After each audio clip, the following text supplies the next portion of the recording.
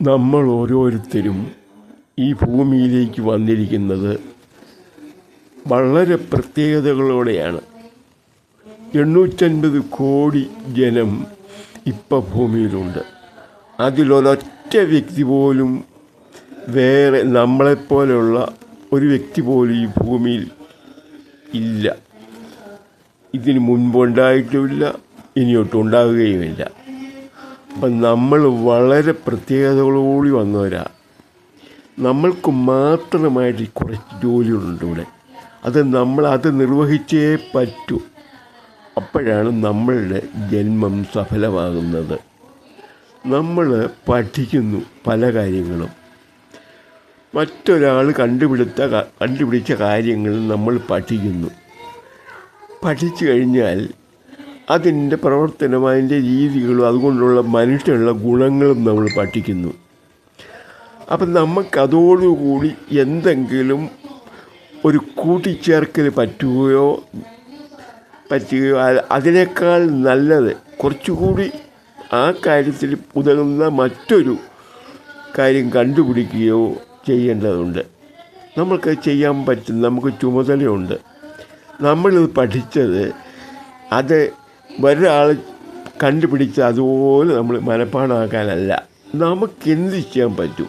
നമുക്കതിന് വേണ്ടിയിട്ട് മനുഷ്യന് പ്രയോജനം വരുന്ന എന്തെങ്കിലും കൂട്ടിച്ചേർക്കാൻ പറ്റുമോ? അല്ലെങ്കിൽ ഇതിനോടൊപ്പം മറ്റൊരു വശത്തുകൂടി മറ്റൊരു മാർഗത്തിലൂടെ ഈ പ്രയോജനം ഉണ്ടാക്കിയെടുക്കാൻ പറ്റുമോ? അപ്പോൾ രണ്ടും ഒരേ കാര്യം നമ്മൾക്ക് പ്രയോജനപ്പെടുമല്ലോ മനുഷ്യനെ.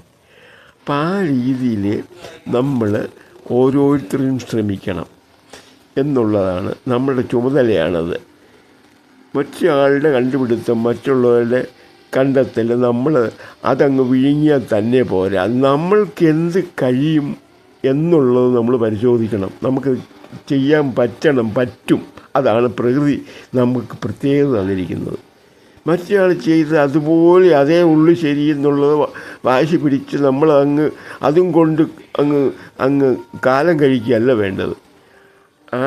അതേ ഗുണം മനുഷ്യനുള്ള മറ്റേതെങ്കിലും ഒരു വഴിയോ ആ വഴി കുറച്ചുകൂടി സിമ്പിളാക്കുകയോ ചെയ്യാൻ നമുക്ക് സാധിക്കുമോ എന്നുള്ളൊരു ശ്രമം തുടങ്ങുന്നിടത്ത് നമ്മുടെ ചുമതല നമ്മൾ നിർവഹിച്ചു തുടങ്ങി.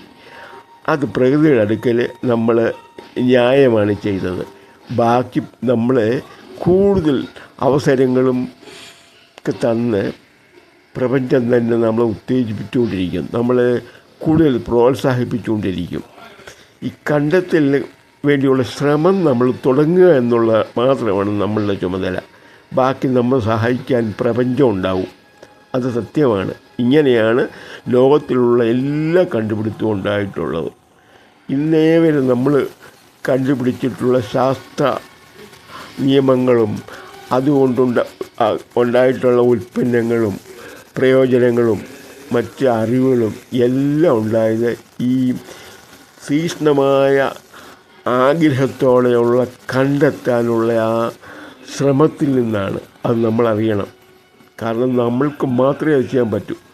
ഒരു കാര്യം ഒരുപോലെ നമ്മളെപ്പോലെ മറ്റാർക്കും ചെയ്യാൻ പറ്റില്ല. അപ്പം നമ്മളുടെ പ്രാധാന്യം എന്ത് കൂടുതലാണ്, വളരെ കൂടുതലാണ് നമ്മളുടെ ഓരോരുത്തരുടെയും പ്രാധാന്യം. ഒട്ടും കുറച്ച് നമ്മളെ ആരും കാണുകയില്ല, കാണേണ്ട കാര്യവുമില്ല. മറ്റൊരാൾ കാണുന്നൊന്നും നമ്മൾ അന്വേഷിക്കേണ്ട കാര്യമില്ല. കാരണം നമ്മൾക്ക് എന്ത് പ്രാധാന്യമുണ്ടെന്ന് നമ്മളാണ് അറിയേണ്ടത്. മറ്റൊരാൾ അത് അംഗീകരിക്കേണ്ട യാതൊരു ആവശ്യവുമില്ല. നമ്മൾക്ക് വളർച്ചയ്ക്ക് അത് പ്രയോജനമൊന്നുമില്ല. അവരത് അറിയാൻ അവർക്ക് കൊള്ളാം, അത്ര തന്നെ. ഓക്കെ.